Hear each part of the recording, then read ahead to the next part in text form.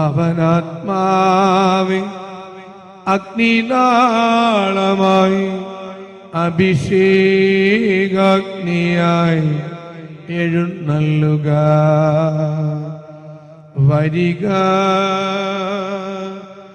വാഴുക. ആത്മാവിൻ മാധുര്യമേ,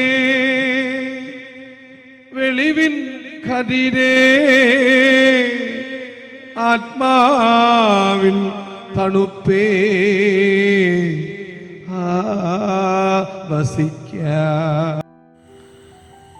സ്നേഹമുള്ളവരെ, വാക്കുകൾ എത്ര മധുരതരമാണ്. കാണാത്ത ഹൃദയത്തിൻ്റെ ഉള്ളറകളിൽ ശയിക്കുന്ന വിചാരങ്ങളുടെയും വികാരങ്ങളുടെയും രൂപം പ്രാപിച്ച ആ ജീവനുള്ള വാക്കുകൾ നിന്റെ ജീവിതത്തെ തന്നെ മാറ്റിയെന്ന് വരും.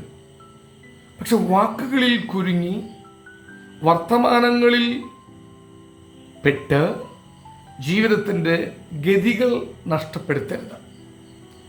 സുഭാഷിതങ്ങൾ 7:3 പറയുന്നു, എൻ്റെ ഉപദേശങ്ങൾ കൺമണി പോലെ കാത്തുകൊള്ളുക. സ്നേഹിക്കുന്നവരുടെ വാക്കുകൾ സ്നേഹവികാരത്തിൻ്റെ കുളിർമയിൽ കുതിർന്നു വരുന്നതായിരിക്കും.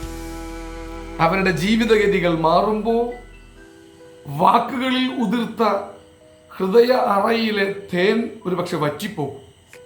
എന്നാൽ കർത്താവ് പറയുന്നു, എൻ്റെ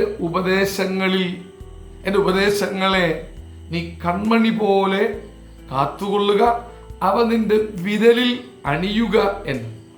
നമ്മുടെ വാക്കുകൾ ശ്രദ്ധിക്കുക. വാക്കുകളിൽ അടങ്ങിയിരിക്കുന്ന ഹൃദയരൂപത്തിൻ്റെ ലാവണ്യം നഷ്ടപ്പെടാതിരിക്കാൻ ശ്രദ്ധിക്കുക.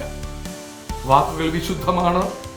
വാക്കുകളിൽ ജീവിക്കുന്നവർ ചതിക്കപ്പെടാതിരിക്കുക. ഹല്ലേലൂയ, ആമേൻ.